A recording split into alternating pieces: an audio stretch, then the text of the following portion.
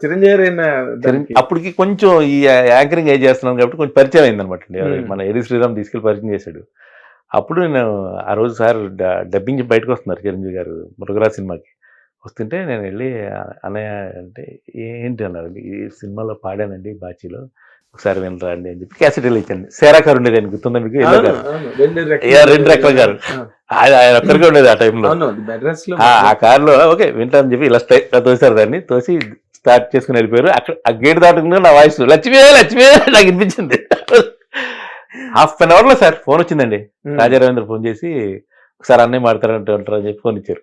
ఇస్తే ఆయన ఏం పాడారు ఆ పాట, అసలు మామూలుగా పాడలేదు, ఇంత ఈ యాంగిల్ ఉందంటే తెలియదు నాకు అని అనేటప్పటికి ఇక్కడ అయిపోయి శివతాండం, మనసు శివతాండం చేస్తూ కట్ చేస్తే 1 వీక్ తర్వాత మోహన్ గారు ఫోన్ చేసి ఇలా మృగరాజులో ఒక పాటకి వాయిస్ టెస్ట్ చేయమన్నారండి హీరో గారు మిమ్మల్ని, మన ప్రతాప్ స్టూడియోకి, ప్రతాప్ కదండి శబ్దలయ రమ్మంటే గబగబ పరిగెత్తికి వెళ్ళారు సార్.